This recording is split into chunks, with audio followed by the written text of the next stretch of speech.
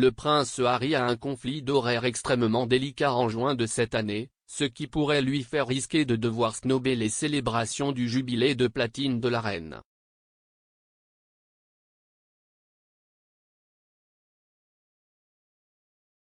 Sa Majesté célèbre ses 70 ans sur le trône cette année avec un jour férié de 4 jours en été, du 2 au 5 juin. Il est prévu que Harry, son épouse Meghan Markle et leurs 2 enfants puissent profiter de cette occasion pour se réunir avec la famille royale, que la duchesse n'a pas vue depuis 2 ans. Lily n'a jamais été au Royaume-Uni ni rencontré le côté paternel de la famille, tandis qu'Archie, 2 ans, ne les a pas vus en personne depuis qu'il est bébé.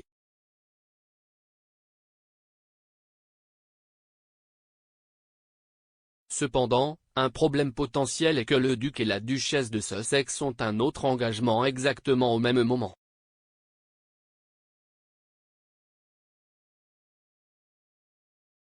Les Jeux Invictus, un événement de style paralympique qui voit des militaires et des vétérans malades et blessés concourir dans des sports adaptés, ont été fondés par Harry en 2014 et sont depuis un projet passionnant.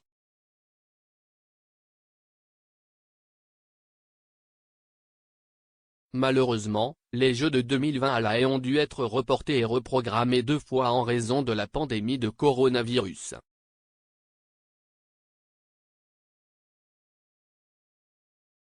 La date qui est maintenant sur les cartes est du 29 mai au 5 juin de cette année, un croisement exact avec les célébrations prévues de Sa Majesté.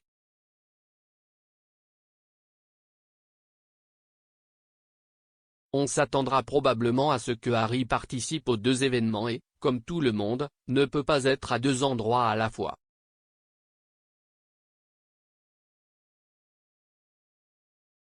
Cela dit, les Pays-Bas et le Royaume-Uni ne sont pas trop éloignés l'un de l'autre.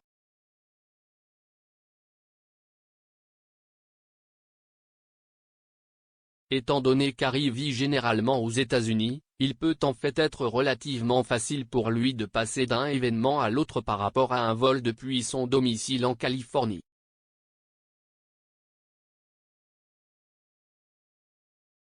Cela pourrait finir par être des jours très chargés pour le duc et sa famille s'il essayait de jongler avec les 2.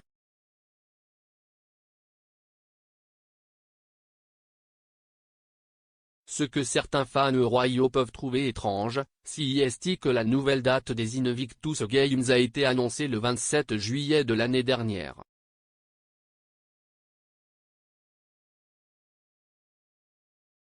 Les plans de célébration du jubilé de platine de la reine ont été annoncés le 2 juin de l'année dernière.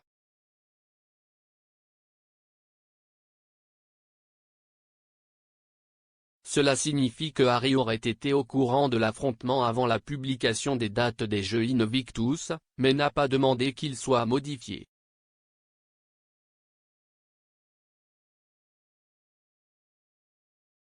Pod Save the Queen est hébergé par Zoé Forcey et présente le rédacteur royal du Daily Mirror, Russell Myers.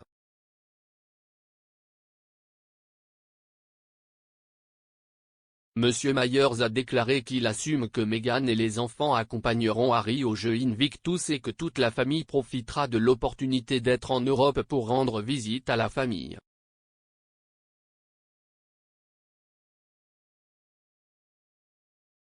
Il a déclaré, « Cela a été une année chargée et si est probablement le bon moment pour laisser tomber cette année, voir ce qui se passera l'année prochaine et j'espère que nous les reverrons au Royaume-Uni. »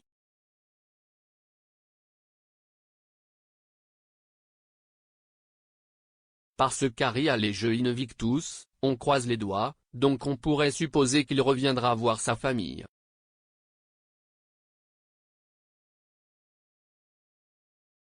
Et encore, on pourrait supposer que Meghan viendra également aux Jeux Invictus, avec les enfants.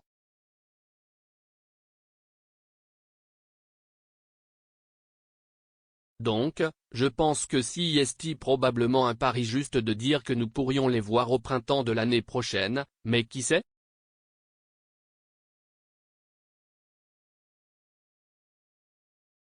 Peut-être, alors, même si Harry n'est pas en mesure d'assister aux célébrations du jubilé, il pourrait venir au Royaume-Uni avant ou après juste pour rattraper sa famille et lui présenter le petit Lilibet.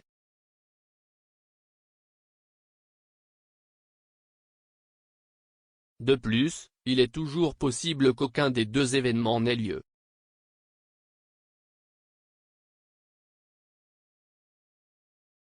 Il y a beaucoup d'incertitudes concernant Covid-19 et quelle sera la situation dans 6 mois.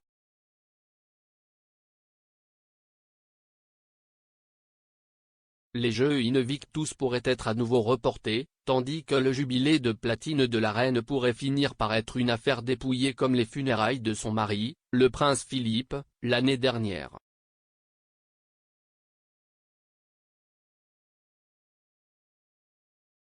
Pour vous abonner à Pod Save the Queen, rendez-vous sur votre fournisseur de podcast habituel.